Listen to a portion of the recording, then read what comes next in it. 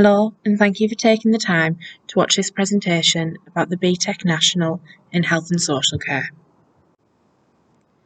My name is Miss Rossi and I'm Subject Lead for Health and Social Care. I'll be talking to you about the Health and Social Care exams and how you can support your child in their preparations for their PP in November and their final exams in February. Firstly, I would like to talk to you about the proposed adaptations to the BTEC Nationals. We are expecting a statement which outlines the final details on the adapted approach for all BTECs by the 23rd of October. Currently, the proposed changes do not impact exam units in any way, but for the extended certificate, the proposal is to reduce the cost by 1 optional coursework unit, and for the diploma, a reduction of 2 optional coursework units. On the week beginning November the 16th, Health and Social Care students will sit 2 pre-public exams, or PPEs for Health and Social Care.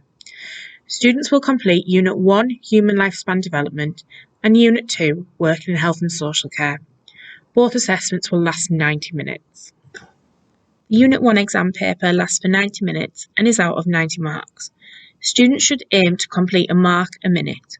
The Unit 1 exam will test students' knowledge and understanding of physical, intellectual, emotional and social development across the human lifespan, and the factors affecting development and the effects of ageing. Students will be assessed through a number of short and long answer questions. They will need to explore and relate to context and data presented. The Unit 2 exam paper lasts 90 minutes and is out of 80 marks. Students should aim to complete a mark a minute. The Unit 2 exam will test students' knowledge and understanding of what it is like to work in health and social care sectors, including the roles and responsibilities of workers and organisations. The paper consists of 4 sections, and each section is based on different short scenarios, briefly explaining the situation of a person with health and social care needs.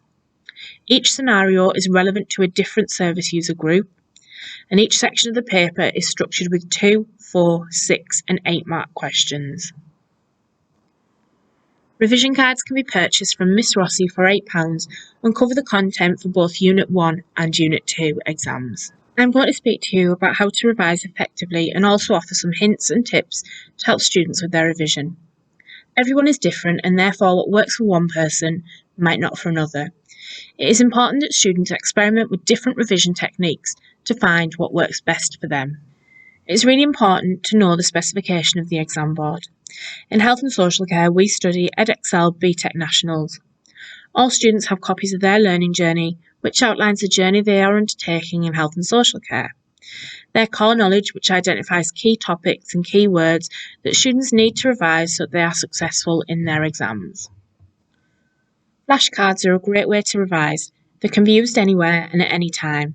They allow you to repeat the act of learning and memorising until you are an expert on the information.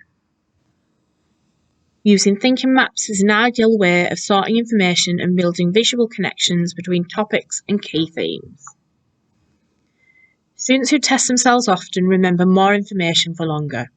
Research has shown that having to generate an answer or having to retrieve information leads to better long-term recall than simply studying. Use your core knowledge or flashcards to test yourself.